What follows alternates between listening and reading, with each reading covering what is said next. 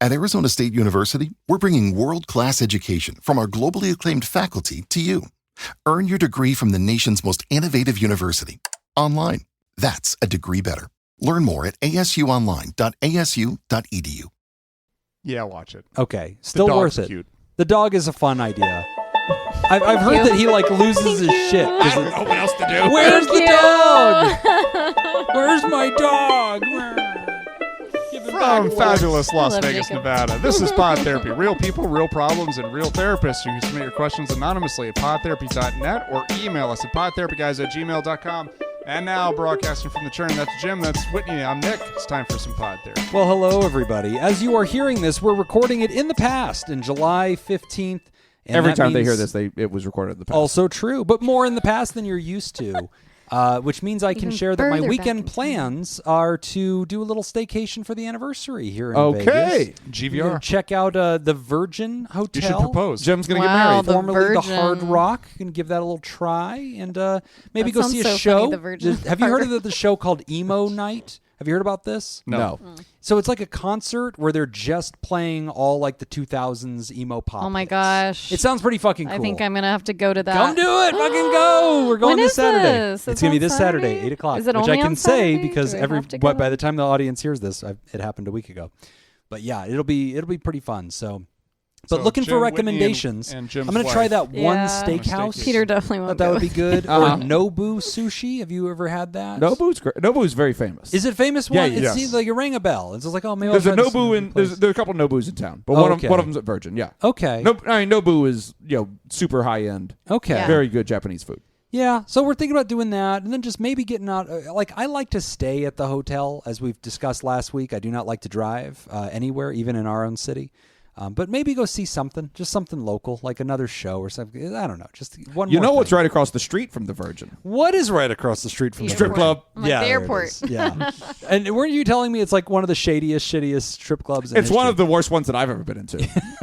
We always had a great I'm time in intrigued. there. I'm intrigued. worst. The shadiest one that I ever heard of was in town, and they closed after like the second or third deadly stabbing in the parking lot happened, like in a single calendar year. Oh, my word. Back in Iowa, we had Big Earl's Gold Mine. No way. In Des Moines. That's And not that's- real. Yeah, when we went on hockey trips in Des Moines, we would always go to Big Earl's. Are you And the whole shitting me? story of like Big Earl, like he was shot on his doorstep, I think, at some Oh my point. god. Like yeah, The it movie was the Porky's was shadiest. written about Big Earl. Oh, my really? gosh. That's hilarious. That might There actually was- be the episode title. There was a strip club next to me called Broken Promises. oh No. my god. That Yeah. was the name of it? I didn't realize how funny that was until years later. That was probably like the only way they'd allow a strip Gotta club. be. They're like, you have Gotta to be. name it like Daddy issues. Yeah, Sinner. yeah. Oh That's my it. God, that's fantastic. Well, hopefully I can come up with some more fun things to do because I think that it's when you try to commit to just staying at one hotel, even in Las Vegas, where it's like Just go to the objectively pool a lot one better. day. I'm gonna do that. I think I'll Yeah. do the pool thing, get like a cabana. The Yeah. Virgin seems to be really good prices. There's a good pizza place in the Virgin. Okay, so that is a good place. That and I've pizza heard place that. is good. Yeah. I gotta try some new things. I don't want to go on the strip, but the Virgin is like a little off strip. It's not Yeah. too far away. You're close enough that you can get to the shows. You can go do fun things. It's right down the street from the Sphere.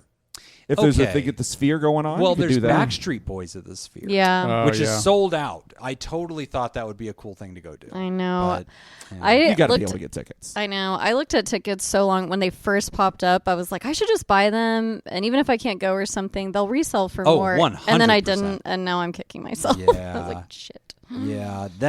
Yeah, I stumbled upon that way too late. Like I was starting to see TikToks of like, oh my god, look at him fucking the Sphere. Like, oh my god, that's It so looks cool. amazing. And then I saw that it was this weekend. I was like, oh, that would be so cool to do for the anniversary. And Yeah. As soon as I looked it up, it's like, no, this is just sold out. But then I saw like this burlesque thing called The Empire Strips Back. Oh, that's great. Oh, that okay, looks so fun. that looks like a pretty. I keep That's seeing over at the ads for Rio. that. Oh, it's at the Rio. Okay. So you'd have That to could be Uber. fun. Maybe that'd be a thing to do. So. Would have to Uber, Jim. I fucking am not getting another nail in the tire. Never again. Anyway, welcome to the show. We've got some great questions for today's episode. And we're leading off the order with Best Friend is unaware she's getting divorced. Hello, Whitney and the boys.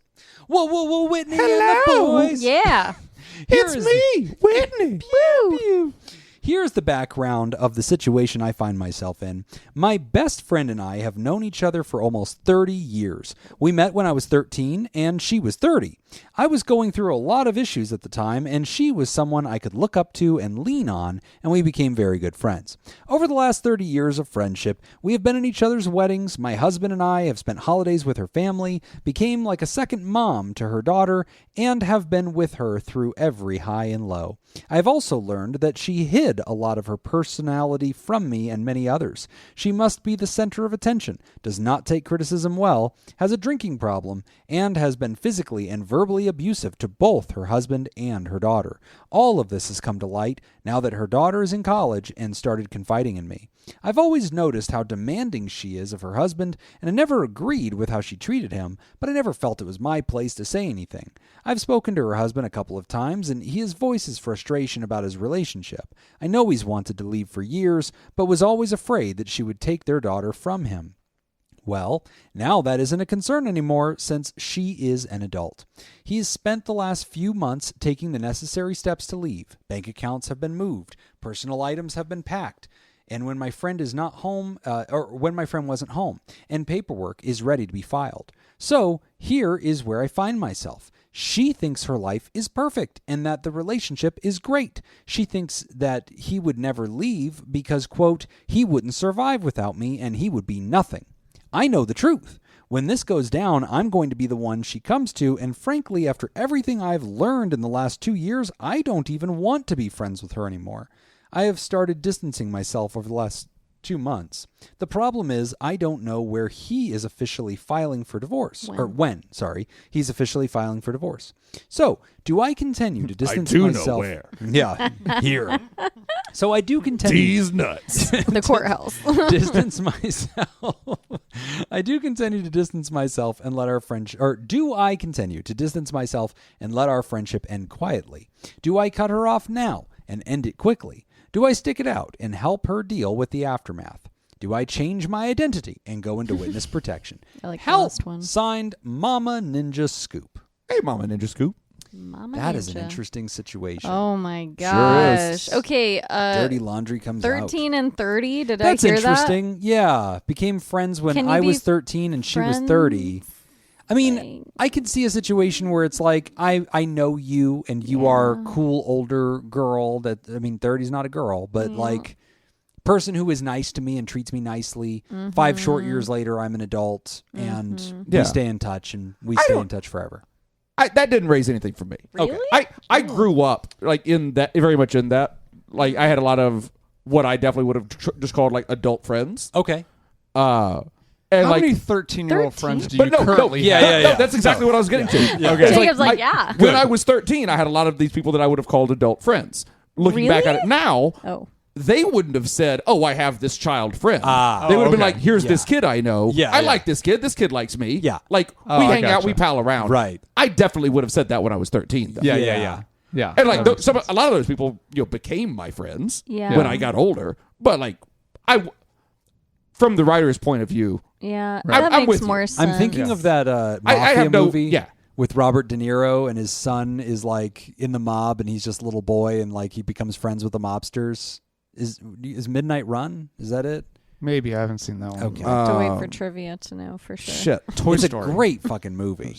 Are you think? It's going to drive me crazy now. I see clips of it all the time. Robert De Niro doesn't play a prominent role. He's just the dad and he drives a bus. Hold not on. And the Toy mob is Story. like in the town. It's Chaz Palminteri. Yes. What's Chaz Palminteri's huge movie that he Is does? this a name you're saying? Yeah. Okay. Yeah. I And the thought kid those has were like a three weird people, name. Chaz, It's like Paul, and Terry. Colorogio or something like that. And little boy like makes friends with the mob and they keep him around and he's just allowed to fucking hang out with the mob and they're just all sitting there and he like brings them drinks, and then he ends up joining Well, them and Jacob stuff. looks that up. Chaz Palminteri, Bronx Tale. Oh, that's it, Bronx Tale. Yeah. Yeah, All right. Thank you. Don't look at me like that, Whitney. You Duck's didn't Tale. fucking name it. Woo! Bronx Tale. Woo! What was the question? Oh, yeah. So, okay. Barring the weird fact that a 13-year-old was hanging out with a 30-year-old, fine. Yeah. We can overlook Table that. that. But like a lifetime of friendship and your friend's about to go through this horrible divorce and like you've learned all these terrible facts about like the way they treat their family and stuff and like the kind of person that they are. But I can understand why you'd feel a sense of like debt, right? Like I've been through all the highs and lows. You've been there for me. Yeah. Should I stick around and be the one person who can tolerate you and like be close to you whenever you lose your family? My thoughts are, and this is if you are really flying on like this high plane where you can keep your composure and not get too sucked into it. But I feel like you stick around, sit back and watch. The husband files for divorce whenever that happens. Your friend freaks the fuck out. She's like, oh my gosh, I can't believe he's doing this. Da, da, da. I say maybe sit with that for a minute. Okay. I mean, if you're friends, if you've really been friends for 30 years. Yeah.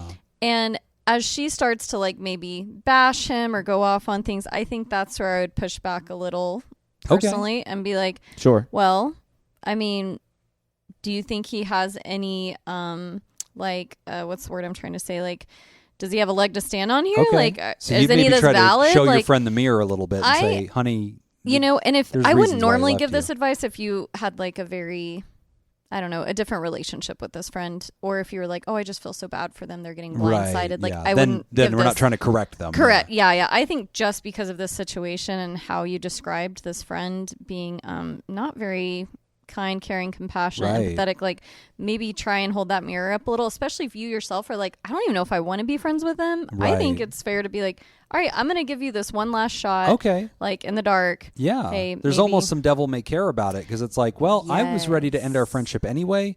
So as a last courtesy, I might try to offer you insight and help you grow. Yes. And if you can't handle that or you're not ready for it, okay, then that can be our exit. It'll anyway. kind of naturally fall anyway, because if she gets Wow. pissed off at you, then it's like, okay, well, I think you just like drama, Whitney. I think you just, I you're, do. you're here for it. Just getting That's it your by a middle name. spoonful. wow, how sexist, Jim. Is it because I'm a woman? I think it's because you like drama.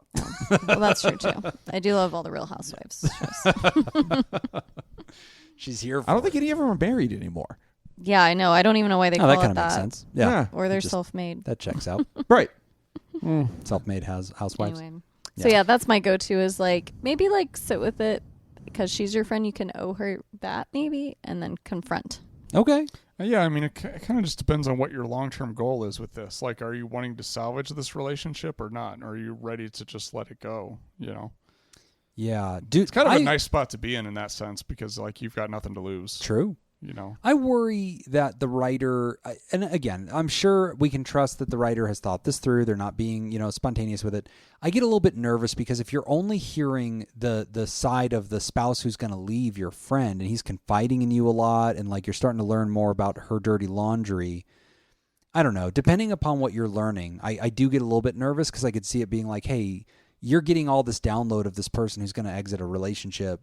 There's two sides to every story. Sure. But at the same time, the writer kind of references like there's been physical abuse. And like if the 18-year-old girl is telling you like, hey, you're my mom's best friend, my mom abuses me. And if the husband is opening up too and being like, yo, I'm abused. And this is something we don't talk enough about, but it's a story that I've seen a bunch in my time as a therapist. There are a lot of men who are the victims of domestic violence. Yeah. And it's really, really shameful. And they can't talk about it because it is immediately seen as pathetic, or the immediate assumption is, I'm sure there's more to the story. I'm sure she was defending herself. I'm sure you're difficult. And it really is hard because society will say that with a straight face. But we don't do that the other way around. Whenever a woman walking around with a black eye, we're like, but what did you say to him? Yeah. Like, no, you are the bad guy in every movie. That is a monster fucking thing to do. But we will do that to men. that Yeah, are they victims of really TV. don't like when you say that. Yeah, they dislike it very much. They are against It that. is frowned But has upon. it stopped you, Jacob? Yeah. It is not. I want to ask the hard question. What are you hiding?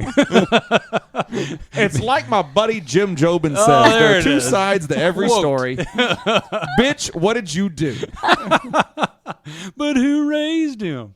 Yeah. So I don't know. Like, and again, I Jim's can best understand impression. the writer saying, "Hey, look, I've heard some things that are irredeemable. I've heard some things that, like, I don't care what your side of the story is. Like, you're beating your daughter, or Yeah.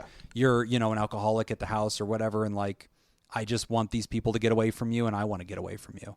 So I don't think you owe your friend anything in that regard, but Yeah. I guess it's always difficult because as a therapist, you hear an awful lot of stories, and then later you discover that that was one human's pain, right? And like, Right. there's a lot more going on that you're not aware of.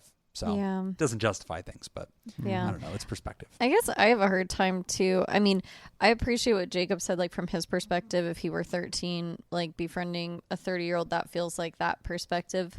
But I wonder if this friend at 30 was like, I'm going to befriend this 13-year-old. To me, that also just gives me a lot of information that sort of backs up what the writer is noticing about like controlling behaviors. Yeah. Just like a personality type that I'm like, It's that interesting. doesn't sound... That you would it have makes me this think. I'm not going to blame him or say that's what's happening, but it just makes me think about that. And No, I mean, that was my experience having, adult friends or whatever, but like, that's not everyone's, and that might not be the writer. I was just saying, like, it didn't raise alarm bells in my head because of my experience. But yeah, I mean, they're. But that does make sense. I hadn't thought about it like, oh yeah, from a 13-year-old, you're like, that's my friend because I tell them stuff or whatever. Sure. Now, I'd be curious, like, if she wrote a letter in, would she refer to her 13-year-old friend when she was 30? That's what I'm wondering too. Yeah, she'd probably be like, I knew her when she was a girl, and we reconnected later. That's when it. she was Or whatever it is. Yeah. Or like, Something she was a great kid. Yeah. There's a part of my brain that thinks if I were in this situation and I was honestly looking at this person and I was like, I really have grown to dislike this person. I think our friendship has come to a natural end. I'm upset. I'm disgusted by what they're doing. Yep. There's a part of me that thinks I'm going to get the fuck off this train before it crashes. Out. I don't want to be the last valid. person to touch the hot potato. Like this guy's going to divorce you. He owes you nothing. The daughter wants away from you. She owes you nothing. I'm the next closest person. And I don't know that I want to be the person having to pick up the shattered pieces or feel cold-hearted to you when you're coming to me in that broken state. And if I know it's coming and I'm done with our relationship, I don't know. I can kind of justify the whole cutting somebody off. Yeah, like, what do you do? Are you just ghosting them? I guess it's probably a hard conversation of like, hey, I love you. We've been like family all these years. But I honestly feel like I've come to the end of our friendship. Do you think there needs to be an action? I think so, because I think after this event goes down, after the divorce, the assumption is I can now go to you. We're friends. Like if I got a divorce tomorrow, I would be calling friends I haven't talked to in months. And because where we left it is we are close friends. And I would be suddenly going back to like my college roommate and being like, I'm broken. I need my closest friend right now. And he might be thinking, bro, we don't talk anymore because I gave up on this. But like I was never notified. So when I'm in that crisis, I'm going to be bringing my broken self to that person looking for support. So part of me thinks if you fucking know it's coming, go ahead and cut that string now. That way they don't even try to like come tip over your canoe. Like before the divorce is even mentioned, you're saying like, hey, I've heard Mama these Ninja things. says like, do I cut this off now before the tragedy? Yeah, Mama Ninja's got to divorce her before she gets divorced. There's a part of me that's like, get the fuck the out of last there. one at the table has to pay the check. Yes. Somebody's got to deal with this. Mama Ninja, if you divorce her first, her husband is going to be so mad at you. Yeah. Oh. Because then she's going to be going to the husband and be You're like, gonna steal she all broke the my thunder. heart. Yep. Shit. Like, what a bitch. I'm so sorry to hear that, babe. No, I don't think that's a reason not to do it. Yes. It's real funny, though. I think you just steal her husband. I think that's the move. And then I you're thought both that's where out of this there was at the going. same time, nice and clean. You said the kid's 18, right? Yeah. Yeah. Fuck the kid. Oh, be friends with the kid. That's it. Be Well, like, fuck hey, him. Yeah. I'm going to befriend Your mom kid. and I became friends right around this age. Yeah. I learned some things I'm from going you. to befriend the your husband. child. Oh my Raise God. the daughter as your own. Leave her I think alone. I've seen this movie before. Yeah. It's I something. think it's how we create the Joker. I think this is like, yeah. this person is going to snap. And be Well, thanks, awful. everybody. And when we come back, we're going to be dealing with some other stuff. You're listening to Pod Therapy. Honestly, not terrible advice. Not terrible. Yeah, I think you're justified, writer. I think you're justified cutting this person off. I mean, it's shitty whenever they don't see it coming and like you're learning that they're a terrible person and you really disapprove of the way they're treating everybody. And I assume did that come out in the letter? Did the writer say, look, I'm treated poorly in this relationship? I think she just said like this person hid their personality. Yeah. They're kind of a shitty person. This kind of happened to me. It was not a close friend, but a person that I knew that I didn't think much of. You know, I thought he was a perfectly fine guy. I just didn't think about him very often at all for any reason. And like one day he showed up and his wife had left divorce papers in his car. In those divorce papers, it was, here is the name and phone number of my attorney. That's who you contact if you want to speak to me. Wow. The children are with me. They'll be, we're doing protective custody and all this stuff. Oh, and like damn. had all the ducks in the row and had it ready to go. Whoa. And like I found out that this person who was getting the boot was not a terribly great person on the backside of his divorce. Yeah. But yeah, it would have been kind of fascinating to like know all of the ins and outs and like know it was all coming.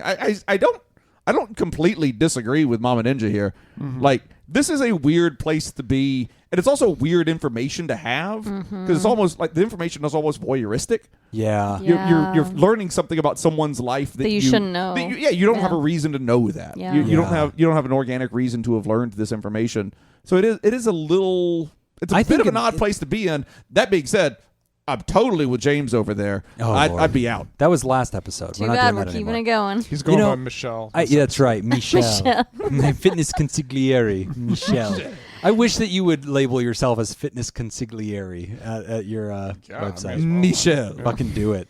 No, but I think you bring up a good point, Jacob, because I feel like if you know this much information about my life and you're my friend, and you've been conspiring with my spouse and planning like this exit and conspiring with my child, and like you know that this freight train's coming, our friendship is over. I think the line has been drawn. That's yes. fair. I think That's the a fair action point. has- Yes. I didn't even think about it from that Yeah. side. Yes. The action has been taken. The action Y'all step aren't- already happened. Y'all aren't friends anymore. Yeah. Yes. Your ex-friend just doesn't know it yet. Yeah. Yeah. You're asking yourself whether you want to continue the charade. Yeah. You're And exactly right. At some point, you're I the don't think bad I've ever guy for agreed with knowing Jim all so this. vehemently. And yeah, I Wow. think it's time to just acknowledge Yeah. Flag it's it. over already. I Right? agree with James. Yeah. Wow. Okay. Great. Yeah, I'll take the win. But yeah, no, I mean, that's where I would kind of come at it, Ryder, because like if you get to the other side of this divorce, at some point, you know, when the husband has nothing else to lose and he's starting to just air his dirty laundry, the daughter is no longer afraid. I mean, both of them have been impressed by your friend and like they're starting to lash out. They're going to mention, and we've told Mama Ninja Scoop all of this, and she thinks you're a bitch too. And like, yeah, no, the relationship's over. Yeah, you're done. It's already dead. You know, that's just, that day is just coming. And Do you the question wanna- is, what do you want to do in between? Do you want to tell today her and that about day? it before that day happens, or do you want her to Yep. find out that y'all aren't friends on that day? Yep. Which, honestly, both are valid. Both are fine. It's gonna I happen. don't think there's a right or wrong answer there. There's Yeah. no way that the relationship gets to persist beyond this unless there's some huge apologetic tour of like, oh my God, I'm so sorry. I knew this and I didn't tell you about it because I didn't think it was my... But it doesn't sound like that's where your heart's at. You're Right. not trying to care, keep It this. sounds like a big event's going to happen to change that. I feel like it's already over. Yeah. So I feel like going for the rip the Well- Band-Aid off is a logical move. Yeah, and kind of like going back through the question, the number one line that stands out to me is just them saying, I don't even want to be friends with her anymore. Yep. Like, yeah, y'all are right. Yeah, That's- cool. Done. Like, that's it. You've said what you want. I don't think you owe that to her if you just don't want Right. to be friends with someone. But the next move, I think, after that becomes if you've reached that conclusion logically, you've tested that conclusion with people in your circle, hopefully your own partner, your own family, random podcast people, Yeah. and you've gotten this feedback and you feel secure in it. That doesn't, I don't want you to underestimate how difficult it will still be because there's going to be an emotional divorcing. Well, if she goes the witness protection program, Right, she'll that have help. move. So. Yeah, there's always that. Yeah. But honestly, whenever you've been friends with somebody your whole adult life and some of your childhood, and you've been so enmeshed in their world, you've become a second mother to their kid, you're so close to them that their spouse confides in you, and it's even if you tell that person I don't want to be friends anymore, it's going to be like removing a part of yourself. Like they Yeah. have been so intertwined in your truth, in your reality, the keeper of your secrets too, the dryer of your tears. And even if you know it's time to end that relationship and you feel absolutely like you're on the high ground on this, I just want to point out that does not make it easy. Yeah. So there No. will still be grieving and mourning and a lot of bad process that goes through this removal and excising them out of your life. And I just want you to prepare for that. And I want to normalize that because even if you're like, no, this person's an absolute monster and I've realized they're a monster, I don't want them around. Okay. Again, your brain can reach that conclusion. It's your still heart's going to be gonna go- unpleasant. It's going to hurt like a motherfucker. Yeah. So, I just think you just need to keep that in mind too, because that in other situations, I've seen that cause people to keep reverting back, right? And they keep regressing. We see this in marriages a lot, where it's like, this is a toxic person, they're abusive to you. Why do you keep going back? Yeah. And it's like, it's familiar. They can't help themselves. Like that person feels like home to me. When I'm hurting, I go back to them. So doing that personal work, Mama Ninja, I think is going to be vital for you to follow through on this action once you've made that decision to go through with it. It's a tough one though. Yep. But hey, way to take the high end of this and try to be supportive of good people in this. I'm sorry you're going through it. It's Yeah. sad. It's scary. I'm sorry you're going to lose a long-term friend. I think there's nothing here to celebrate. Even if you do feel like completely convinced this person is a monster, I no longer want to associate with them. I have all these reasons. I don't even get anything out of our friendship. All that notwithstanding, it is still going to be very hard. And so I'm sorry that you're going to go through this. It is a really sad thing. I'm also glad to hear that your other friend, her husband, is going to liberate himself. I think that that's an important thing, and to support him where you can and support her daughter, I think that's a great place for you to be if that's something you can stomach to do and not be in the blast radius of your toxic friend. So good luck with that. Said something about it earlier too. I actually might consider the husband and daughter's state a little bit before breaking up with your friend. Yeah, what's most helpful for them? Yeah. Yeah, good point. We Especially made if a you joke don't about care. that earlier, but yeah, like that actually might be a real thing. That's a good point. Yeah. Yeah, asking them. You might it might genuinely not matter to you. I don't know, but Right. but That's it a- might be something to keep in the back of your head. I like what Jim said, though. Ask them. See Yeah, what their That's a good thoughts are point. like. Hey, I'm You're thinking already of this. conspiring with That's them. true. Yeah. You already know all the things. Yep. Yeah. So to visit with them first and say, hey, I also think I don't want to continue this friendship, but I don't want to make my move before you've had an opportunity to evacuate. Yeah. So she can't hurt me anymore. She can hurt Right. both of you. So Right. what do That's you need true. from Yeah, me? yeah. Okay. I think that's a really good way to get some guidance. It's not your responsibility. It's not your job to take care of them. But at the same time, like if that's something that you can easily, Sure. just have a conversation about, that might be a nice thing. You seem invested, Yeah. you know, and so you consider the daughter to be, yours. So good luck on this, friend, and definitely give us a follow-up letter at some point because this is juicy gossip and we must know more. Hot goss. Hot goss. We No, I are love taking it. a quick break. If the daughter wants to be friends with several older people, think about joining our Patreon. Yeah, yeah, yeah. Patreon.com/therapy. Therapy. You can head Yeah. right over to the Discord Yeah. and, She's an and talk adult. with all kinds of adult Fine. people. Yeah. We do ask that she be 18 or older, She or is. just tell us that she is. Yeah. That's fine. They've already told Check us the that box. she is. Yeah. Check the box. Calm been down, told. Nick. Nobody's trying to fuck this person, okay? We're trying to be friends. Okay. You can be platonically Okay. friends Yeah, this with is my 18-year-old girls. Yeah, Nick. You're making My it fault weird. for mis- You're the eye making it weird. contact with Jim. Why do you make it weird? Anyway, we're going to take a quick break, and when we come back, we're talking about confidence and rule setting in therapy. You're listening to Pod Therapy. Today's episode is brought to you by Robert Brownie, Jr. Mint, Kayla Lansbury, Kevin Chamberlain, Ben Stanley, Adam Hathaway, Dan Martin, Lib, Heyo, Andrew Langmead, Chad Bagg, and Ika Laprice. I think. Anka. Anka Lepres. would you like to sponsor the show? Of course you would. Become a therapy producer at patreon.com/therapy, and we will love you forever. Yep. All right. Here we go. You all get to play all at the same time here. Okay. Are we buzzing into something? Nope. Okay. You all get a guess. These are all 50-50s. All right. Oh. Okay. So they're music albums. All you have to do is identify which of the two was released first. Oh, Jacob's going to fucking smoke us. Maybe I not. don't know. Maybe not. Okay, here we go. First one. The Bodyguard soundtrack. with Whitney who? Houston. Whitney Houston. Whitney Houston. You What can is- be my bodyguard. What was the big song on that one? And I will always love you. Okay. Or Nevermind from Nirvana. Oh, boy. Which one was first? Is that? Yep. what Which we're- one was released first? I'll take Nirvana as the oldest one. So the one that was That released was first. released Yes. first, Just yeah. play the game. Yeah.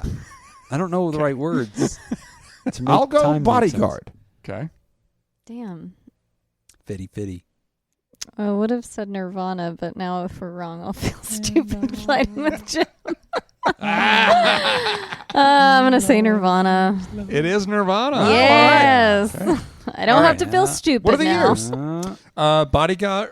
Bodyguard soundtrack, November 17th of 92. Oh. Nevermind was September 24th of 91. Wow. That was way closer than Okay. I Oh, they thought. I it thought was. that was way Wow. close. I thought, yeah, I Bodyguard was remember later. Bodyguard. I think coming the out. rest of these I spaced out a little bit. Yeah. Okay. The first one was a little aggressive. I was pretty close on bodyguard. I was off on All right. Nirvana. I was off on Nevermind. Okay. Metallica's Black Album or Music Box by Mariah Carey. Oh, boy. Ooh. Okay, Mariah Carey, the Music Box, this is the one that had Hero. I think can that was be the- your There hero, goes baby. my No. hero. No, you're Watch him Jesus. as he No, I you're can't even okay. think with this. I'm Mariah Carey. Watch me as I come. Oh! That's how you know it's Christmas. Okay. When you hear Mariah Carey orgasm. Oh, there's gonna be 3 more weeks of winter. Mariah couldn't finish. All right, I'm gonna take. I'll bet you the Mariah Carey came out first. Okay. What was the other person? Metallica's Black album. That was a great album. Was that the when Paint It Black was on that album? That's No. Inner Sandman. Inner Sandman. And I want I to think paint That's the it Rolling black. Stones. I think That was not Metallica. Metallica's That's- first. That is a Rolling Stones song that Jim. he's- I think All Metallica's I want first. for Joke. Christmas He really thinks that. is you. I think Metallica's first. Okay. I also think Metallica's first. Metallica was first. That one came out in August of 91. Music Box was in August of 93. Yeah. It should be noted, I'm winning this game so far. I gotta hold on while I can because I don't Noted. think it will last forever. 1 for 2. All right. What's the story Morning Glory, Oasis's album, or Shania Twain's Come On Over?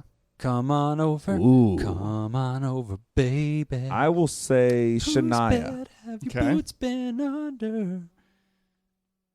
Whose heart Come on, did you Whitney. steal, I wonder. Shania or Oasis? Yep. Which one's older? Still Yep. the one, I still think the Oasis. one. Okay. To one that What do you I want, Jim? belong. I'm serenading you.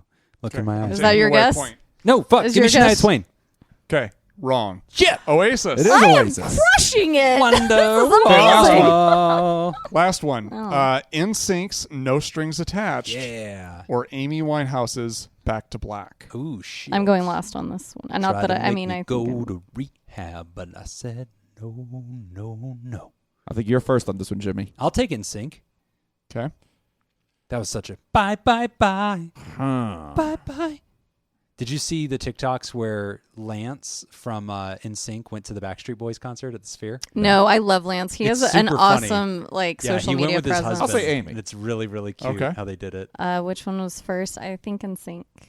NSYNC. Yeah. You got one wrong yet? No. No. Damn. Whitney's You're 4 4 for 4. 4? I'm 2 for 4. What I did think you I'm just do? 1. For 1? Okay. It's a close game. Ooh, all Okay. right. Move on. Hurry before This I is what happens lose when my Jim lead. announces Jump that I'm into going to these. crush the game. Yeah, exactly. Way to throw it out there. Yeah. These are hard, though, and 50-50. Are they? Confidence and rule. Shut up, Wayne. Confidence and rule setting in therapy. Hi, team. I hope everyone is doing well. I'm a relatively long-term listener, 32-year-old male, pronouns are he and him, and a new subscriber, and I've been mulling a question for a while that I'd love your input on. I'm a provisionally licensed professional counselor called a LGPC, working predominantly with first responder patients and law enforcement, paramedics, etc., in a group practice setting since October of last year.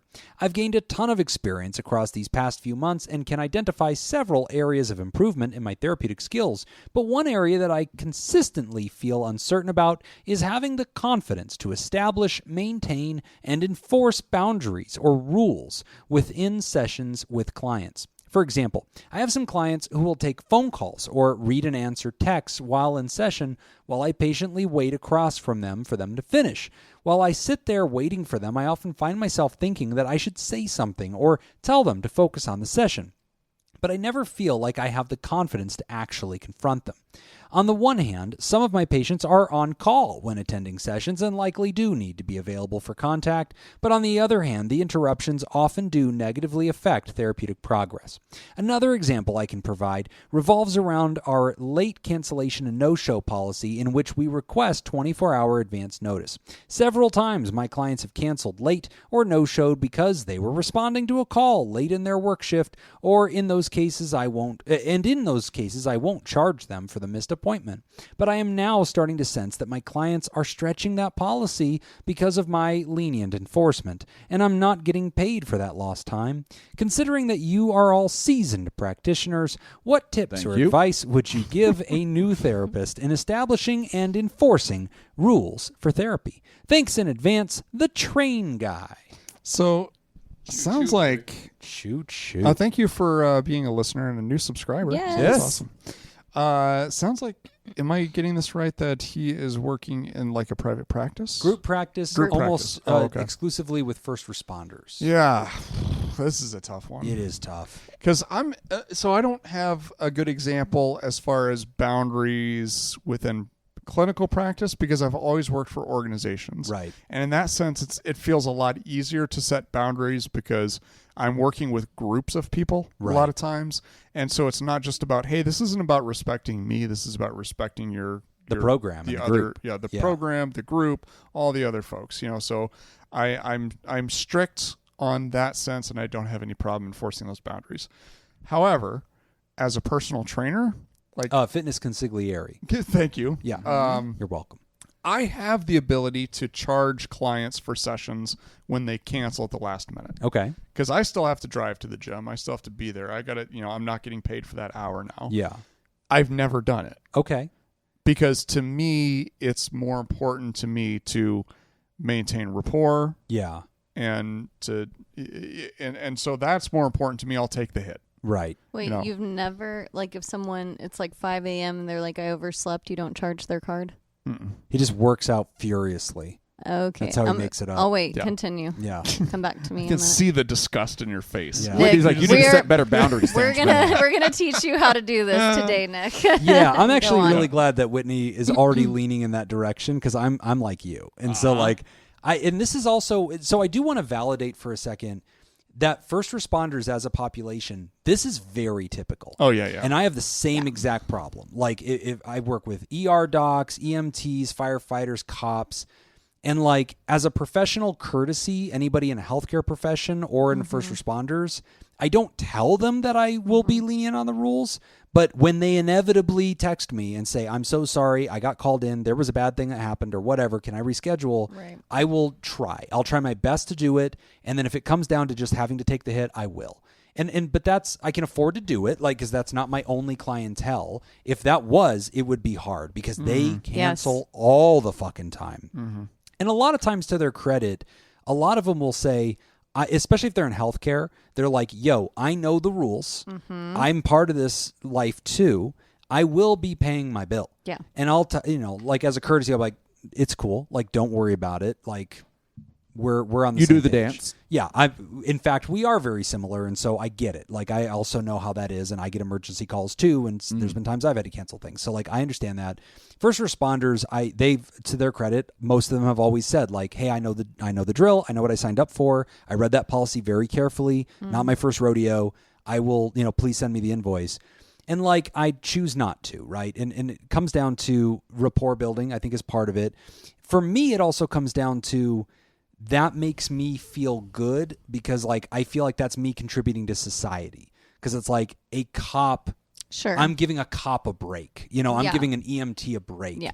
They're going to go, they had to cancel with me so they could go save a bad, sure. I don't know what they're going into, right? Mm-hmm. Or I do. Yeah, but I had a flat tire in La Jolla. Yeah. A hero, that person sounds like. Whoever that handsome man that you're describing is. I'm sure he was having a very hard day and does very good things for the community. So I'm kind of on the writer's side where I'm a bad example because I will also struggle to enforce that policy with first responders and healthcare providers. But truthfully, I don't do well enforcing this policy in general. Mm-hmm. And a lot of it comes down, I know. A lot of it does come down to trying to preserve the relationship and unless somebody abuses it. Once they start abusing it. Yeah, when does that happen? And that's happened. That's absolutely happened where it's they just keep canceling, and they short cancel or whatever. And depending on the situation, it's I'll usually tell them, and we've talked about this in the show before, but one policy maneuver that I'll do is when they first do this, I'll let them know, hey, this first one, I totally understand it happens. I get it. But because this spot was taken, somebody else couldn't take this spot. And that's what I was going to say after Nick said his thing. Just because you're not in a group run facility or the type of thing that Nick was talking about, you can still definitely say, look, because I'm betting there aren't enough slots in your program there for all the people that are trying to get help. That's just usually a safe assumption, I think, in these scenarios. Yeah, you could just genuinely be and truthfully. That's how I justify. Yeah, you just say someone else wants this spot. Yeah.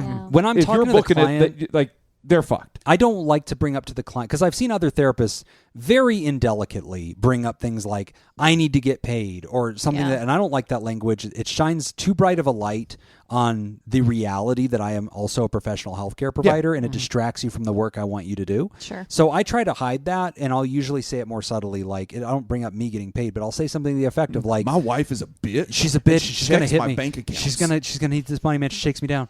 No, but it's like, okay, look, I'm sorry. Like, you're taking up a spot that other people were requesting. I do get texts every morning where somebody says, if anything opens up, please let me know. If I can fill that spot, you're good.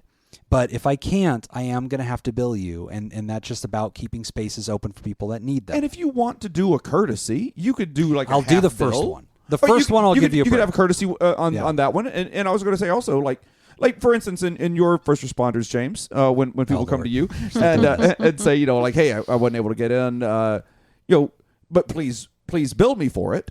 Yeah. You could even, you know, your practice is to turn around and say, I'm not going to bill you for it. Yep. Let's just do better. But I could just say, okay, wonderful. But then also an equally acceptable response would be like, hey, I appreciate that. Hey, I will cut you a little deal though. I do this for some people in the industry, kind of an industry. You know, I'm doing you a favor. Right. It's only a half bill. Right. That's And just actually a remember really me good if I come idea, to your since hospital. they cancel That's it. a lot. I'll give you a half bill on this session. You cut my medical bill in half That's if I it. ever need When surgery. I do the quadruple bypass. Yeah. So I don't know. So that's how I manage it. I want to circle around in a second and talk about session etiquette with the phones and stuff. But Whitney, Yeah. how do you handle this? What are your feels on this? Yeah, with the billing, I definitely do what you mentioned, Jim, giving a courtesy first cancellation. I have this issue working with insurance. Here's what I get told. Oh, yeah. I don't know if I've shared this on here before or not, but what I will get told is, oh, you know what? I can't make it, but go ahead and bill still. You can still bill insurance. Yeah. And I'm like, commit fraud. Go ahead. You Yeah, have my they're like, permission to just go commit ahead fraud. and bill it. It's fine. Like, you know, it's fine. Like, it's their decision. I'm like, Yeah. Yeah. So that's when I come back with the, hey, Yeah. normally there's a cancellation fee that is the cost of your what I charge or what we agreed upon with insurance. So it's not the copay; it's what the insurance would usually yes, pay. Yeah. and so and I do give a lot of leeway because $18,000. I know, right? Yeah. Because I do have quite Of a few. that, you'll get $15. I do have a lot of younger women that I meet with and young men, but like a lot of younger women, they don't know. They are just like, Oh, it's all oh, time. Sure. like they don't Yeah. understand how these things work. And so Right. it's like, Clocks. oh, Yeah. no. And they might think, yeah, clocks, right? And they might think like, oh, I'll just owe my copay. And so then I make it clear that typically if I do charge those late cancellations, it will be the cost of what your insurance pays. I tell them what that is. This is Sure. what that looks like. But you know, I know things happen, like you get this one break, whatever, Yeah. or you get a break now. So this time we'll let it go, but be advised in the future if it happens again, I do have to bill you that number. Yes. Yeah. And sometimes what I will do, like I have a client that I worked with recently, they had they had a high needs child. Okay. And I'm like, you can't predict those things. Sure, Like yeah. things. So I was much Nice more if you lenient try to, though. with. Yeah. Oh my God. But yes, I try and be very lenient with her because I know there's already a lot on her plate. And, Yeah. you know, therapy isn't here to add more stress, but I'm telling you, like 9 times out of 10, like I will have that response, like, hey, I stayed out late last night. I'm not going to make it in today. When I was doing in person, like, you know, I'm not going to make it in today, or I forgot I'm out of town this week, or something like Right. that. I know you still have to bill me, and I'm like, okay, thanks for letting me know.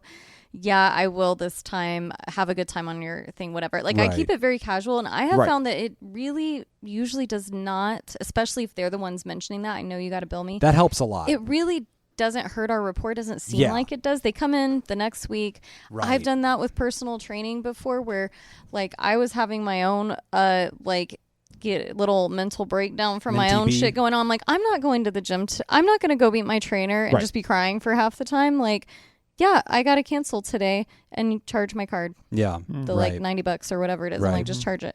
And also, like, we're talking about first responders and different people, like, knowing the ropes and saying, like, oh, yeah, have to charge me for this. I like the half bill. what you said for Everybody that. knows about this. Right. Yeah. Everyone understands what an appointment is. Yeah. Yeah, I'm not a doctor. Well, I am a doctor. Yeah. I'm not a fair. medical doctor. Correct. I'm a PhD. Neither was I. Not right. And as someone who is not a medical doctor, when I make a doctor's appointment, and if I no-show for that doctor's appointment, I understand that I'm inconveniencing professionals. Right. Yeah. I understand that I'm inconveniencing And someone else people. wanted that spot. That's right. Yes. Like, I don't have to be in their industry to know that not no showing for an appointment is an inconvenience. Right. Possibly even rude, depending on what the circumstance is. And I think what we're all doing for you, Ryder, is normalizing that it does feel weird, that our first instinct is to just be kind and be, that's why we got into this profession, is we care about these folks and we admire them. They're out there doing hard things and we really want to support them and we're really glad that they're getting help.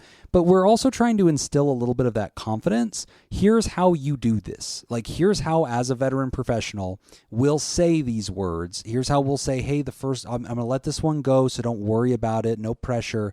But FYI, in the future, here's how I do this. And you can use my language of, because we do have to know in advance that we can fill that spot, or you can use Whitney's language of, hey, I do have to bill insurance, or in this case, I can't bill insurance, but our clinic policy is X. Like, if you can get away with referring to the clinic, that helps a lot. Yeah. There's got to be a policy, right? And that's helps. what I was saying for this client. It doesn't help for me this because writer. my clinic is named after me. It's clearly my call. That's I when you don't go by make the James. You go Old by man James. Jobin. Sometimes I've Nobody- made that joke. If the rapport is really good and they get the bit, I'm like, yeah, old man Jobin makes me do this. And they're like, oh, okay. I got you. But like for my interns, that works really well because they can just say, our clinic policy is X, right? It's not my call. Like, there really is a clinical director, and it is this way. I'm sorry, the You get your ass back in that fucking box. No, I'm sorry, the I told you policy stay in there. is the policy. Stay in the dog It's box. policy, though. It's a I'm dog sorry. box. I'm That's sorry. for dogs Policy. and interns. So Ryder, we're trying to give you that kind of idea that there are ways to spin this. But I like that you're nervous about it because I have seen therapists go the other way. Yeah, you don't want to do that. What It's Jim said super earlier, where gross. it's like, Do that. I need to get my money. It's Oh like, man, oh I've seen my it be really weird. gosh. We've had people over the years Ugh. write in about weird. By the way, ass don't do therapists that no matter that. what profession you're in. Yeah, it's Jeez. fucking weird where they're Yeah. just like, okay, well, I'm going to have to charge you because you're late and I'm going to charge you because you missed it. Like, there was somebody that wrote in a few weeks ago that was like, the therapist fucked up. Yeah. And they still billed the client and Yeah. like called him out on it. It's like, dude, this stuff, it's dumb. Yeah. So I like a therapist like you, Ryder, who is more sensitive to this. But I also want to respect, because we earn our livings the same way you do, you have bills to pay. And you can't call the grocery store and say, I'm sorry, I had some cancellations, so can I get these groceries half off? Right. Like, it's not how this works. Your kid's tuition still has to be paid at the daycare. Like, mortgage still is due, rent still. So at the end of the day, it is proper to assess the fee. I'm a big fan of fully informed consent, though. In the very first session, going over this detail, taking the time to talk money in that first session, that's when Before it people are gets the most weird. prepared. Yeah, that's when they're the most prepared to have that conversation. So making sure know. they get it and ask them, do you have any questions about this? Don't tell them that you give a freebie on the first one. Don't tell them there's a mulligan.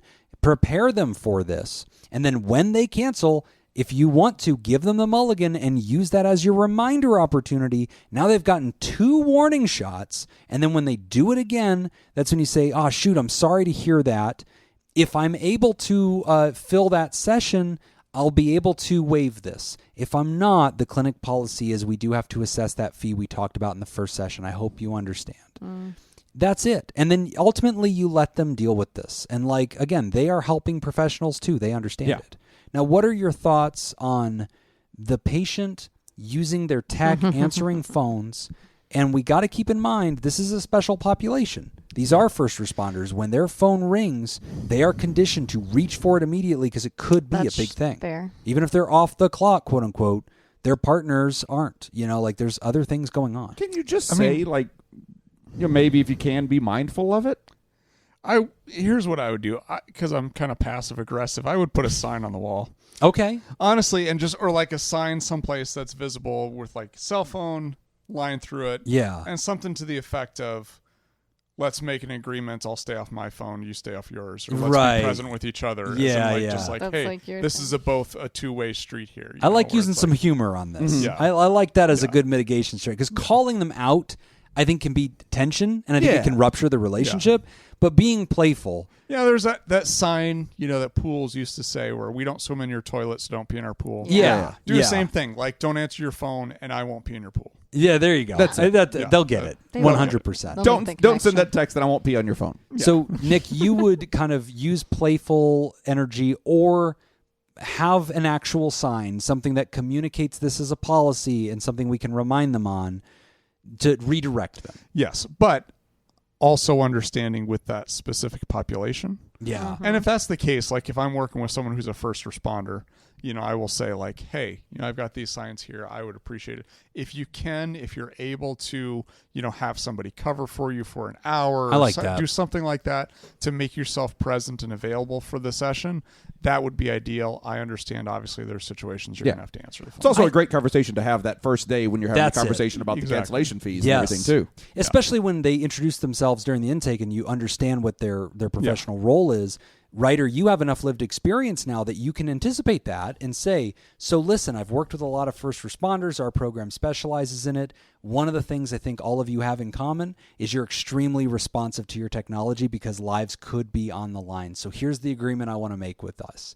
I want this time to be about you and not the many, many people that you're responsible for helping. I'm here to help you today. And so while we're here, I'm going to ask that this be your focus, that you be your focus, and that unless it is a true emergency, you try to stay off the phone. I would even say something, if I'm going to word it in my way, how I would speak, I would say something to the effect of, I know this is very important to you. I trust that you'll make every effort to be present. I like that. But I do understand you're going to have to take some phone calls. But I do trust that you're... And then picking your battles, because then if they go, okay, thank you, and then they keep compulsively checking their phone, I don't know, make that part of therapy. Not in a confrontational way. But ask, like, hey, I see you still on your phone there. I see that you've had to check your phone over and over again. Is everything okay? Well, yeah, everything's fine. Just my daughter, she's checking on this. My wife wants to know where the milk is. So let me ask you about your stress. Let me ask you, is it tough sometimes that, you're literally scheduled at a therapy appointment and the world just keeps barking up the tree. What's that like for you? Looks like you're on Pornhub again. You can't make it an hour without... Masturbating furiously over there. I told you furiously. I told you I had to check in on my daughter's work. Yeah. Oh, Christ. Jesus. Nice, Jacob. Whitney, what are your thoughts on, the daughter being a Pornhub star? Yeah, well, good star for is her. strong. Sex Okay. positive. Performer. Yeah, there you go. There it is. Nobody's going to the site for her. Yeah, right. It's a big website. You browse, you see Send what you it to want. me. I'll let you know if that's Yeah, true. that's right. Yeah. Give you some feedback.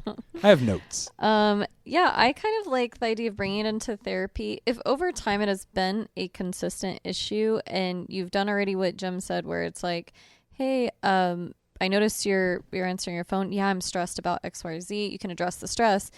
But I also think bringing awareness to sort of what, like Jacob said, bringing awareness to the fact that they're looking at their phone or answering their phone.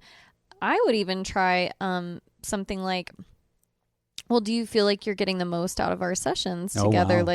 Wow. How do you feel like they're going? I actually do this pretty often in sessions. I do try and ask for some feedback, like, hey, at the end, is there anything you wish we would have talked about today that I didn't ask about?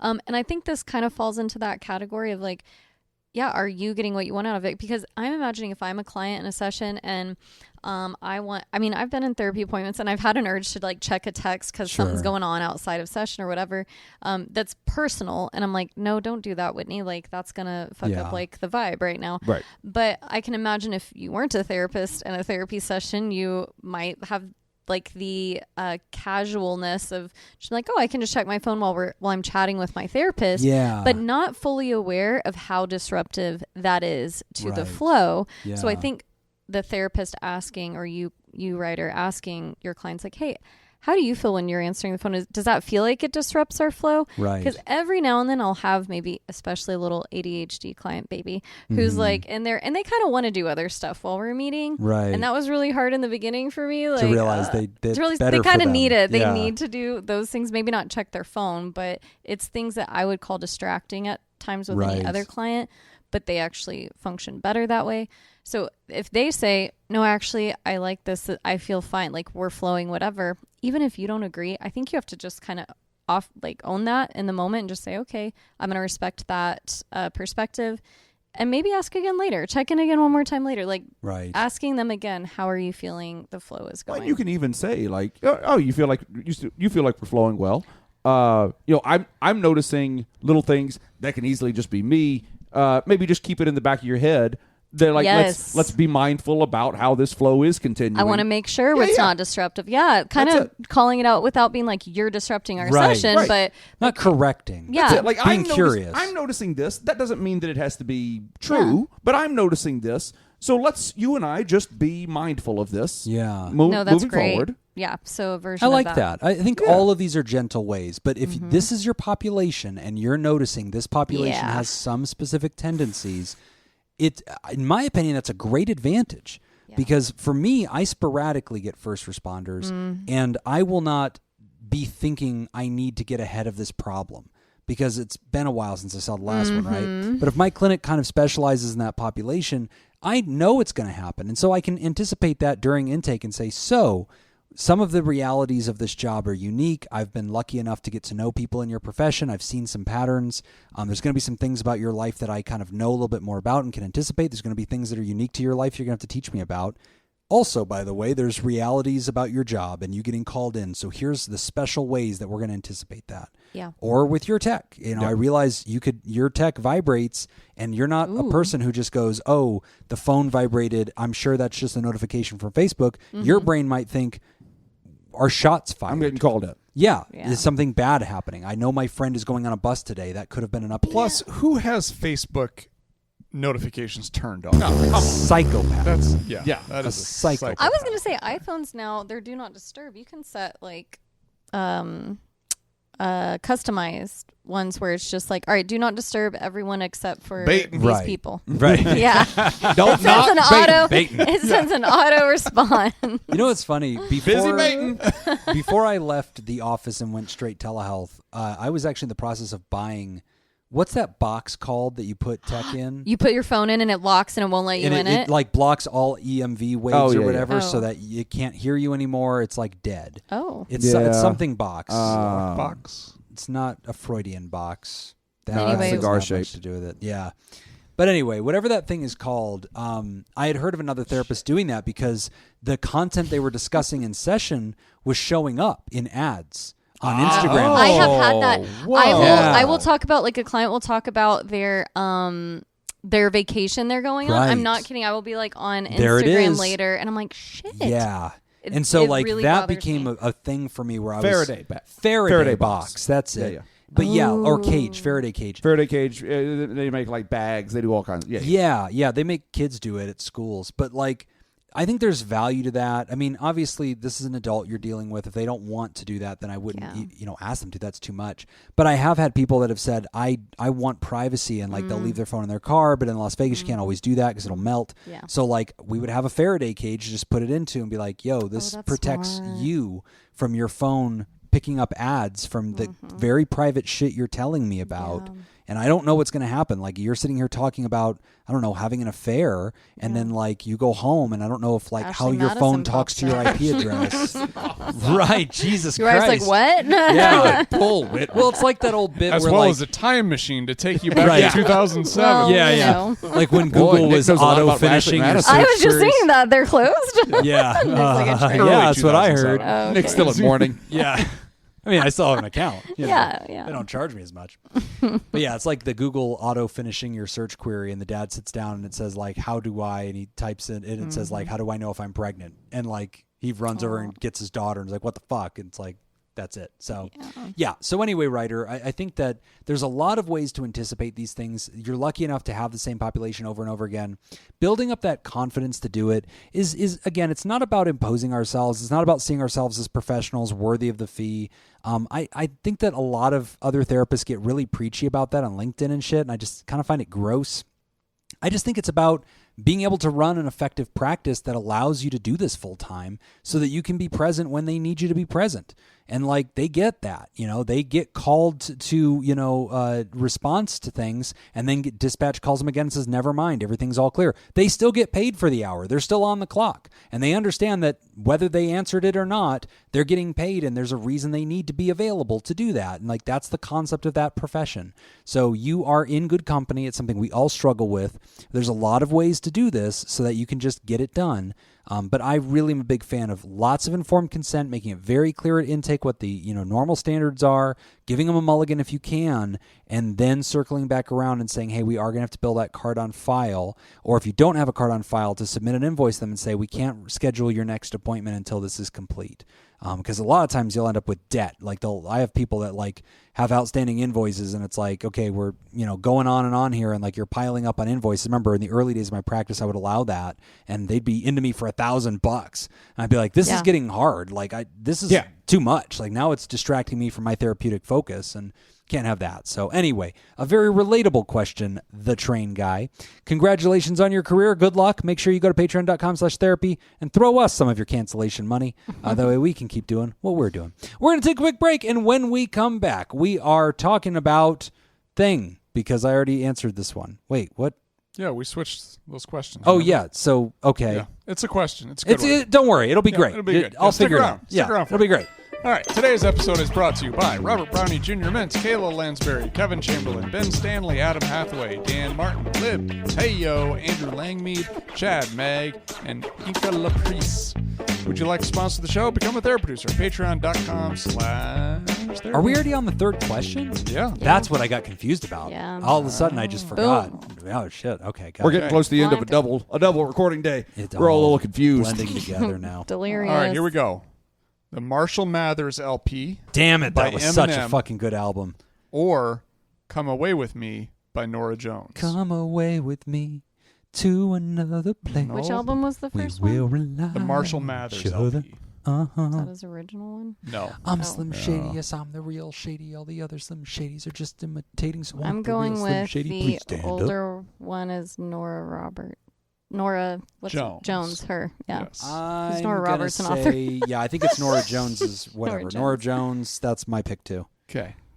Fuck it, Slim Shady. Oh, It's not going to be. It's going to be Nora Jones, but I'm taking it Shady. for the gamesmanship. Shady. It was the Marshall Mathers Oh LP. shit! Fuck yeah! Oh, Gamesmanship Jacob's trying to point. make the comeback. I'm just Marshall Mathers. Oops, I Did It Again by Britney Spears. Yes. Or Human Clay by Creed. Oh fuck! All right, so I remember when Britney Spears' album came out because Your she sexual was awakening. yet another of my Another sexual one. awakening. Lots But of this sexual was not awakenings. It was a big her summer. first album. Yeah, This wasn't Oops, I Did It Again. No, this was Oops, I Did It Again. that's not her first That's album. That was her our first second one. Oh. It's her first one. Baby One Hit More Me, Time. Baby, One Hit More Me. Time. Oh, Oh, That's right, Hit Me Baby. never Yeah, yeah, mind. yeah. Okay, Yeah, good yeah. point. I always get those two I was thinking of confused. Hit Me Baby.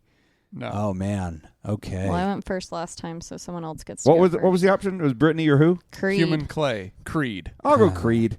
I'll take Britney. Creed. Creed was a young upstart. Creed. Yeah, but that's Yeah, that's yeah. Creed's Christian period that they did at the beginning Oh. of Creed. Oh man. All right, we're Oh, going I'm back. I'm this betting one. based on the title Human All Clay. right. Yeah, that makes right. Back Oh, in good time. Yeah. Born to Run by Bruce Springsteen. Okay. Or the Rumors album by Fleetwood Mac. Ooh. Rumor has it. Ooh. Rumors, one of the best like full albums I ever. love Absolutely. Fleetwood Start Mac. to That is finish. That's great a great album. Oh, I went first on the last one. Anyway, Jim should go 1st. I'll go first. go ahead. I'll take Rumors. Okay. That's the Fleetwood Mac one. Is It Rumors. is. And what was the other one? Was Springsteen? Born to Run. Springsteen. I'm gonna Born to run. go Springsteen was for fun. Born I have no idea. to run. Okay.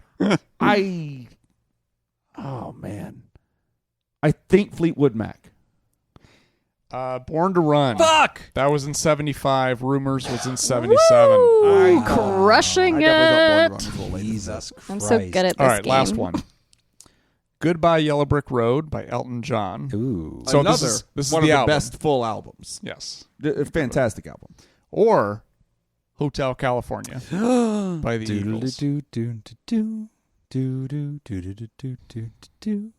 What is the song you're singing, Jim? Hotel California. Sing some more of it. Hotel California. You know. Hey girl, Hotel California. You know. Can you tell me By where the the Bee ice Gees. machine is? Yeah. You're in the Hotel California. Hotel California. What was it, I'll the take Eagles Hotel. or What was the other Goodbye Yellow Brick Road. one? Hotel, motel, Holiday Inn. Elton. Okay. I'm gonna go Eagles for funsies. Okay. I'm also Eagles. They both took Eagles. I'm going Elton. Elton John. Nice. 73. Damn, dude. The Eagles came out with Hotel California in 76. Wow. 73, 76. Those Yep. were That's a the- big gap, too. Shit. Thanks That's for a big noticing. gap. Wow. I was like, All that right. seems small to So me. Whitney absolutely dominated us, right? Like she's up. Yes, a I've only gajillion. lost 2. Yeah. She's doing. I Really won the last Yeah, round. sure, She yeah. just slowed down a little bit. I did. I Yeah. that's why I said I had to get it in early because. Yeah. Giggity. Yep. Yeah. Because otherwise they run away. Because exactly, Quagmire knows. All right. Next question's about anxiety and depression, and there's a trigger warning that this does involve suicidality. Also, and it has been trimmed down substantially. substantially. Yeah, it was originally quite robust. I read the whole thing twice, so I can fill in any gaps Excellent. of knowledge if we need it. Follow up Good. questions Okay. with Yes. Nick. Hey guys, love the pod. I found it a few months ago and haven't missed an episode since. I appreciate the honesty and different perspectives on tough topics. Apologies if this runs long. Life's been kicking me in the nuts since 1993. I'm a 31-year-old It's woman a living... really good T-shirt to buy, by the way. That would be solid. Life's been kicking me in the nuts since 93. I'm a 31-year-old woman living in the Midwest with my husband and 2 cats. I've dealt with anxiety and depression since childhood, but wasn't diagnosed until 24 after a panic attack. I grew up in a strict religious immigrant household with fundamentalist expectations, no dating, arranged marriage, the whole thing. By 17, I was a closeted atheist. By 15, I was already planning my escape. Wait. They went backwards in time. Okay. Yeah. My path out was through college. My parents let me go, but not live on campus, so I stayed close. I met my now husband there, but we had to date in secret. When my mother found out, I moved out that same day. I went no contact for 2 years due to stalking and threats. During that time, my partner and I built a life together, but I struggled with rage, alcohol, and pushing people away. Eventually, a family member invited me to a wedding, and I reconnected. It was rocky. I found out they'd lied about where I was and what I was doing. Around that time, I started therapy, which was life-saving for me, and tried multiple medications. Effexor helped for a while. When my husband and I got engaged, I finally told my family about him. They weren't happy. Some agreed to be in the wedding, but bailed. On the morning of my wedding, I realized they'd all essentially disowned me. I cried for over an hour, high and heartbroken, but eventually walked myself down the aisle. It ended up being a beautiful day, and I felt real joy for the first time. That joy was short-lived. Effexor stopped working, my husband got laid off, and I crumbled under the pressure to be the strong one. I developed suicidal ideation. My inner voice, who I call Tina, tells me I'm worthless, alone, and should just give up. I found a psychiatrist and now take Cymbalta, which mostly helps. I stay busy doing yoga, journaling, volunteering, but one missed dose and a bad day, and Tina is back with a vengeance. The suicidal ideation returns often. I isolate. I already have a method in mind. When the fog clears, I feel disgusted with myself for how cruel my inner voice is. My therapist reminds me that I'm not alone, that I've chosen family and tools, but it feels like we're beating a dead horse. I'm exhausted. I feel the next time my meds stop working, I don't know how to keep going when life just won't stop breaking my heart. So, how do I evict Tina from my head? And how do I keep going when my soul is so tired? Signed, A Weary Soul. So, just to clarify here, because for time, a lot of times when we get long letters, we have to cut it down. We pay Whitney by the minute, and if we go over, Yeah, she we just can't gets afford up it. and walks out. She's Yeah. as We've only got so expensive much as a money. sex phone line operator, which is Hey, where we why found else would her. I be here? Yeah, that's not hanging out with us. No. She puts up Like with a all lot of women, we shit. have to pay you to hang out with us. And like all women, we split it 3 ways.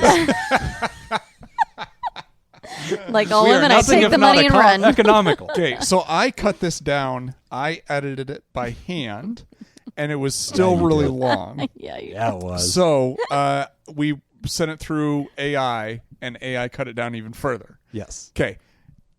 To give a little backstory here, the cultural religious component was huge. Okay. The fact that the writer did not want to go through an arranged marriage and marry a complete stranger, She found somebody in college, different culture, different religion, had hid the relationship all through college. Parents found out about it, completely disowned. I see. They tried to reconnect later. She got invited to a cousin's wedding, showed up at the wedding, found out that from everybody else that they've just been lying about what happened to her. Wow. They were just like, oh, she's many states away. No, she was like an hour away. Okay, so they just completely cut her out, lied about how it happened. She tried to rebuild it, did not work out, and so now she's completely pretty much disowned, or the family has disowned her. Okay. So the wedding, she had only 6 people from her family that said they were going to be there, and they all canceled the morning of. Oh my gosh. And so she basically had no one at the wedding. Yeah, that sucks. And so then there was a little bit of substance use in there as well, dealing with all of that. And I tie all this in because this is kind of one of the things that suicidal voice will pick on. I see. And say, like, no one loves you. Here's evidence of that, so on and so forth. You're and unworthy. That feeds into the suicidal ideation. Got it. So that's the backstory. Hopefully, writer, I hope I did it credit. Boy, we saved a lot of time not reading that letter. Yeah, that's a kept it solid anyway. point. That's a good argument. Yeah. I feel like we could have just read the letter. That's fair. Yeah. Solid. Next Also, time. definitely people were yelling that to their phones and everything as you were explaining all of Just it. read the letter then, guys. Nick spent 30 seconds explaining about how much time this saves. Yeah. So, Whitney, we see this a lot. Critical inner voice telling you you have no value. And I think it's so important that the writer recognizes that as the disorder that it is, that is depression, that is a mental illness, that you should not trust that there is a delusion to that. And I think it's profound that the writer can sense the difference when, quote unquote, the medicine stops working or we have a bad day, that it's like being ill. It's like being compromised, and it's like being a diabetic or having any other chronic physical condition. You have bad days. Yes. Where you go, well, I'm not going to the beach today, guys. Why? Because, the eczema is acting up or whatever it is that I'm going through. It's not going to cooperate. It's not going to work. I have to attend to myself. My herpes is flared up. Yeah, I'm having a violent herpes outbreak. So, this is a really difficult thing whenever it's this chronic condition. I love that the writer sees that and is able to identify. And I really like the idea of externalizing that inner voice, giving it a name, that is Tina. Tina's a liar. Tina treats me this way. Tina is the embodiment of my sister, my mother, my aunt, like the women in this culture that I broke out of. I did that in addictions treatment all the time. Oh, I love that really? move. Yeah, where we would Externalization's just kind of like, okay, let's give your addiction a name. Right. And it helps. And a personality. Yeah, it helps to identify it because then it's kind of like it becomes that character in every movie where, like, when this character says this thing, the exact opposite's going to happen. Right. Because that's just the nature of that character. Right. It kind of helps you be able to say, like I have this thought and be like, okay, well, that's clearly not me thinking. That's not my thought. That's not my thought. I love that. And then it's like, okay, well, now I know how to act because I can recognize that that's not me. Yes. And I can doubt it. And to me, that's what, writer, I'm really, really thrilled about, is that you are able to cast doubt on the thinkings of Tina and understand, and this is vital, that the feelings we're having in those depressive spirals are not facts. The feeling of worthlessness, the feeling of shame, the feeling of guilt, the feeling of isolation, all the feelings of rejection that come from the family, and the feelings of just despair and hopelessness for the future, that these are not facts, that they are delusions. They are part of a mental illness called depression that I am medicated for, that I am in therapy for, that I've struggled with my whole life, that comes to me very honestly through the context and situations that I've been confronted with in my life. The fact that you are able to identify all of that and wrap up a good portion of it in the voice of Tina, I just want to celebrate that. As we're taking stock of this, I just want to first off say, wow, I love that progress. You have a great therapist and you've clearly dedicated yourself to making some great progress. Yeah. I think it's important to point out that feeling that you mentioned toward the end, like the anxiety or fear about Tina returning with a vengeance and like, oh, it's only a matter of time. My meds are going to stop working or whatever. And now Tina's going to come back and all hope is lost. What was the point? Those negative voices do come back and negative thoughts come back in. I think that's very relatable because it is so overwhelming, right, to deal with those thoughts, to deal with those voices, and to have this expectation that, really, is Tina ever going to go away completely? Right. Maybe not. Yeah. Like, we don't know, but maybe not. And why do we keep going as humans? Like, what Right. pushes us through those difficult times? It sounds like your husband is there, and I know he wasn't mentioned a lot. Maybe Nick or AI cut him out, but he wasn't mentioned as much. But I hear you say that you feel the pressure of carrying on when he's been laid off. Being the strong one. Being the strong one. And I challenge you a little bit to lean in a little bit more and trust those who are around you to, I don't know if share is the right word, but to allow them to support you sometimes. Right. Because a lot of times when I see clients who are trying to be the strong one and they carry a lot of this deep, dark depression with them, it's like very interesting to watch. Yes. But they don't want to open up to anyone. They don't want to be a Right. burden. Yes. I don't want to burden others. I don't want to like bother Everybody them. else already has enough of a burden. I don't need to Right. add to it. Exactly. Yeah. And silence keeps us sick. It does. And you mentioned isolating whenever that voice comes back up. And I would encourage you to push through that isolation and decide when you're in a better mindset what you want to do Right. when you're in maybe that darker mindset. Yes. Decide what is my plan. When I start feeling those thoughts, when I notice I'm isolating, when I notice my hygiene's going downhill, when I Right. notice these actual... What are my red flags? Yeah, tangible things. I need to go in there and sit next to my husband in the living room and just say, hey, I'm struggling right now. Right. You know, Yeah. use that support that I you love have around that. you. I think another word that you're I think walking toward there, and I'll just call it out Sure. because it's a therapist phrase, is safety plan, right? Yeah. And so yeah. like I think that when you've chronically lived with depression for a really long time, and Ryder, you've given us I think some important indicators here that still came through despite Nick's desire to delete you and the AI's attempt to reframe. You're never living but this one down. I would have put the whole thing in there. Hey, but you did Jim, great. Yeah, no, thank you. Honestly, I am the most grateful because I cannot Okay. read for 30 minutes. Like, thank you for not making me do that. So I'm on your team. Don't Okay. listen to these All right, fuckers. all right. They're dumb. I mean, I'm Sounds like you grouped were- with Jacob. all right. No. I want you to know I support you, and I Wow, will walk Jim's- you down the aisle if that's what you need. Okay, just I knew we were going here. back Yeah. there. Wait I'll for keep Let's go back. best man toasts. If Whitney okay? can't do it, Accidents happen all the time.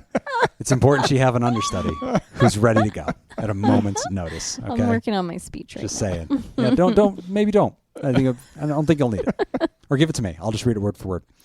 When I was a young girl growing up in Texas.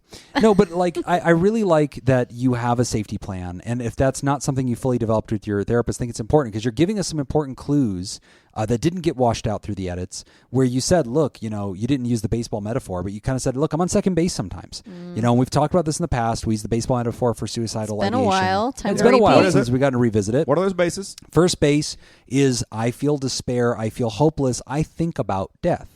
But it doesn't go much further than that. I just have thoughts about death. I feel like it'd be a relief to die, and sometimes I don't care if I'm alive or dead. It's there. Second base is I'm starting to practically answer the question of how I would do this. I'm taking that thought further. I'm imagining the method that I would use, and I'm even aware of whether or not I have access to that method. It's a practical method. It's not a method of like, I would jump off the moon. Like, you can't practically do that, but it's a method of like, I would do this action, or I would utilize this tool. And then third base is starting to get very serious about the where and the when. This plan is now materializing into an action plan. It's showing up, and then turning past third base and starting to head home is going through all the other red flag behaviors: self-sabotage, self-destruction, giving away your stuff, like starting to really make the plan to do this and ultimately getting to an attempt. So you're indicating in your letter that, you relate to second base, that you've gotten to this place of asking how, and it frightens you how quickly your brain will go back to second base. When a human is doing that, what we want as therapists is to see them have a very strong safety plan that says, if I get to second base, here are the things I am going to do. Intervention 1, I'm going to use this medicine when my Cymbalta's not working. I don't know if it was Cymbalta. I think it was Effexor. Or no, they switched. It's Cymbalta. yeah, it was Effexor first. And then they went to Cymbalta. When my Cymbalta's not working, I might have to use an anti-anxiety medicine that's more acute care oriented to get me out of my head and out of a spiral. And so that might be indicated, but like that might be on the safety plan. This is how I'm going to contact my therapist. This is how I'm going to contact a support group. These are the things I'm going to keep in my life on standby. My husband, might be friends, things like that. that I'm going to reach out to and indicate that I need help, and I'm going to do the things that are good self-care for me.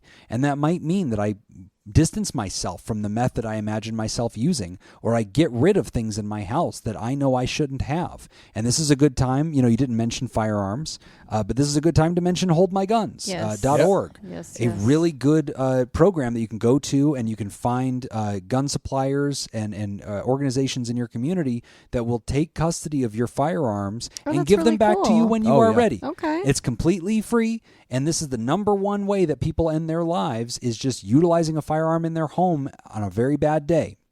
And if you find yourself getting to second base and you're thinking about using your firearms, you need to go ahead and surrender your guns for a while. Just get rid of them for a minute. You'll be fine without them. If you have a close friend or relative that has a gun safe, that's a great option. Give if them to you them. don't, holdmyguns.org. there you go. Go check it out. And almost any firearm dealer now will have an arrangement where they will take custody of your stuff. They'll give you a receipt, and then you just come on back whenever you're ready for it, and they'll hand it right back to you, polished and everything.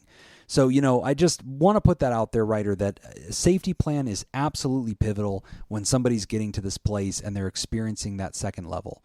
Now, your question of how do I evict Tina? I want to be real. It's very likely that Tina will sort of always exist to some extent. And that sucks, because that means you're always going to have to do battle with these self-deprecating thoughts. At the end of the day, the thoughts are a probably enduring reality as part of depression, but that doesn't mean that we're powerless. It doesn't mean that we have to just sit here and endure terrible feelings and going through this. You're using medication. You're also altering the medication. And that sounds like you have a good doctor in your life or psychiatrist that's helping you monitor this and manage and navigate. I love hearing that, Ryder, because chronic long-term depression requires long-term thinking, and it requires adaptability. You're using all the tools afforded you. And I love that. And I think that's really important, because we might not be able to just eliminate Tina. But the fact that you have named this and externalized it also gives you access to tools like responding to it. That, to me, is key. The ability to respond to these thoughts in an honest way that assesses what they're saying and right-sizes this criticism and disputes it and refutes it. That's stuff that we learn in cognitive behavioral therapy.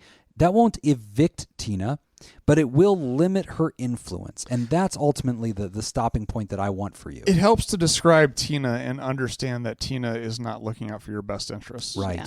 Yeah. And it also kind of reminds me of in A Beautiful Mind, the movie, where he's, he still has these hallucinations, that he's been dealing with forever. And they're, someone asks him towards the end of the movie, like, well, are they still there? And he's like, yep, they're still there. But he describes it, he's like, it's a diet of the mind where I just choose not to indulge in certain... Yeah. I can't remember how he describes it, but almost kind of describes it that way. Like, they're there, but I choose not to engage with them. Right. It's Tina's always going to be there, but it's not... I'm aware that the it is not battle real. is not always going to be difficult. Right. Yeah. Like, you kind of learn to understand Tina, and you start to understand, like, oh, I can defeat Tina. Yeah. She's not going to go away, but I've learned how to deal with this. Right. And you learn how to handle it. Also, I'll throw out, since you're a new listener and just kind of getting into our back catalog, go back to episode 173, back in April of 2021. Jesus. We had Robert Brownie Jr. Mint on the show. Oh, that's a good one. That is a great episode. Yeah. And he talks a lot about his experience with that. And a lot of what you're talking about sounds very similar to what he was saying. And I think listening to that episode may help put some perspective behind all of this. Oh, that's a great and I think that'd be recommendation. a good episode to listen to. Yeah. And even, I love that you're listening to our show, obviously selfishly, but like, I love that you're finding content that is relatable and normalizing and, being a part of a community to the extent that you choose to, where other people are rooting for you and can be there too. And sometimes even just saying out loud, like, oh, I'm hearing this, really negative stuff today, and I'm just having to remind myself that that's not true and push through it. Saying that in the Discord sometimes just feels really good. Just to have other people click like and say, yep. Fight that bitch. Don't listen to Tina. Yeah. And it's just like validating and be like, yeah, no, you're right, guys. Like, this is a disease of the mind. I didn't choose it. It was handed to me through situations and contexts. I have overcome those things. I frame myself as a survivor. I am navigating this with an open mind. I understand. I am enlightened enough to know what mental health is all about. And at the end of the day, it's like you said, Nick, I mean, it's the diet of the mind. You may not be able to eliminate this stuff, but you can moderate how you respond to it. And there is a way to decrease the units of suffering because of that. And continuing to explore those medication options. Because that's me part of it. If you notice that the Cymbalta works, but then sometimes doesn't, I want your doctor to know that. Because that could be, we're getting close. I was going to point that out too. Yeah, Yeah. definitely staying in contact with your doctor. I mean, even if you're like, it works some of the time, still say that. Be open about Right. that stuff. Be open about Tina, and be open about the suicidal thoughts. Yeah. Yeah. You didn't say that you weren't or that you were, but yeah, be extra open with the doctor about all those things. Couple last things that I wanted to point out. Because you did talk about. I know. Bear with me. That's like from the letter. You did talk about how your therapist had mentioned, kind of brought up to you the difference between the family that you're born into versus the family you choose. And sometimes that is nice to hear and understand that, it's never easy to be disowned like that from your family. Right. But I think it says a lot about who you are with all the people that you've chosen. Yeah. The family that you choose, I think, says more about you than the family you're born into. Yeah. I like And that. so you've got that support around you. So I think that's amazing. The last thing I'm going to touch on, be mindful of the substance use.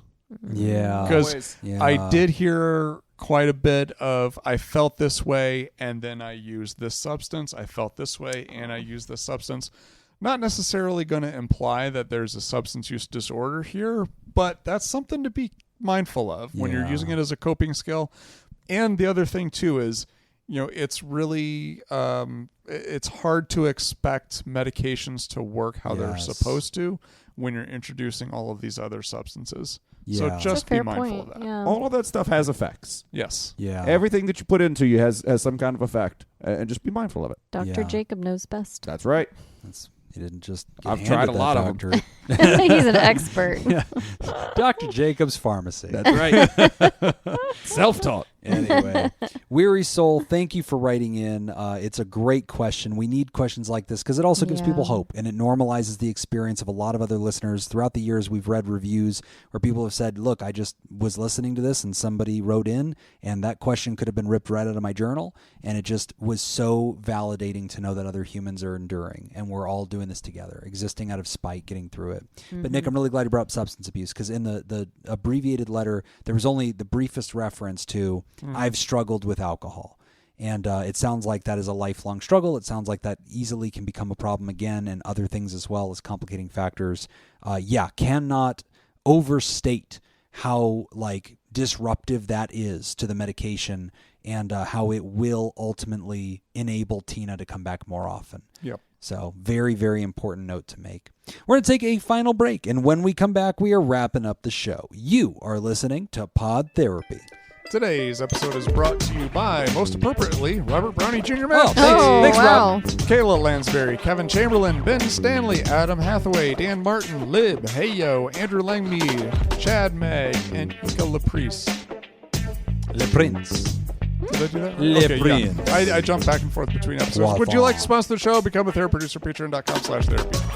I've got no other trivia. We worked Excellent. Yes, That was- I win. I would like to throw out I gotta claim my one. my own. Oh. 2 albums.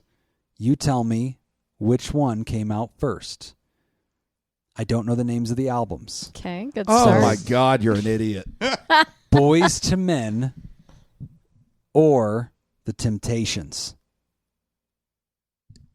What? That's all the time we got for this week's session. Thank our landlord. Jim's good at this. As we wrap up the show, we want to remind you that you can sign up at That's why he's not in charge of patreon.com/therapy. trivia. You can get our extended show ad-free a day early, as well as enjoy our live chat Never. Discord community. Oh, I guess we're just going to keep going with the music. Fuck yeah, we are. We This is your recorded fault. this on July 15th, so we are not going to thank anybody who signed up since then, but we will get you in the next episode. I am going to take a beat to say thank you to the Thera partners, who are the benevolent, revered, generous, and flagrantly pro-therapy diehards who love you all so much they go till it hurts. Dirty B and Pickett. I want to thank our bosses, the mysterious and shrouded Illuminati members of the fan club, their producers. Thank you, Jake Schneider, Robert Brownie Jr. Mint, Myra, Smitty Scoop, Richard fucking Macy, Judy Schneider, Malia, Leon Kassab, Carolyn Albert, Kevin Chamberlain, Tess Miller, Dan Martin, Sammy Scoop, Slurpy Kai motherfucker, Ben Stanley, Slap in Your Face, Sarah Smith, Adam Hathaway, Byler T, Mike Helm, Oscar Swanrose, Paris, the Sunny Boy, Darren Cunningham, Lib, Sandra McWaffle, Team Monaco, Thunder Cougar Falcon Scoop, Heyo, Hannah Marie, Andrew Langmead, Emma Tonka and Pony Soprano, Alina, Cody the Lorian Guy, Brady Malachek, Chick Fellatio, Gabriel Adame, Sean Sutherland, Max the Ginger Scoop, Chad Mag, Adam Warren, and Anka LaPrince. And if you'd like to hear this episode uncut and unedited, And why wouldn't you? and enjoy our spontaneous side projects, go to patreon.com/therapy. And thank you for supporting mental health. That's all the time we got for this week's session. I want to thank our landlords, SJ and the Ruckus, and the Koi Pond Scenic View Studios. I want to thank all of you who contributed to the show today. We really appreciate it. Remember, Pod Therapy isn't something to keep all to yourself. Tag us on the socials. Find us on there. It's always some version of that Pod Therapy Guys. You'll find it. And don't forget to subscribe to the show at patreon.com/therapy. If you want to submit a question to the show, you can ask anonymously at podtherapy.net. Email us at podtherapyguys@gmail.com or click the link in the episode description. I'm Nick Tangeman. I'm Whitney. I'm Jim. Thanks, and we'll see you for your appointment next week. It was The Temptations. A lot of came people first. Whoa. don't know I would have never guessed. Yeah, by what, 30 years? The Temptations big might have gap. released another album after the Boyz II Men. Oh, after their that big that debut would have been album. a cool trivia. When was this band's Which is why last it's important album? to know which album Right. it was. Yeah. Because the compared Temptations to have this been other around band. in like some iteration. Did this for band release an decades. album before or after this other band existed? That would be a cool twist. Okay, I got a on that. question for you. Which came first, snow Yeah. or rain? Oh shit. Really depends on where you live. The Temptations' most recent album was released in 2022. Oh damn. Temptations Whoa. 60. Damn. All right. Yeah, they've been around in some form or another. Like, none of the original members are in it. Oh. Oh, they're all dead and been They replaced. do I don't know if that, they're all like, dead. This is some like that Theseus' ship. ship. Yeah. I don't feel good about that. is that Goodbye, Pirates of the everybody. Caribbean? Yeah. Bye.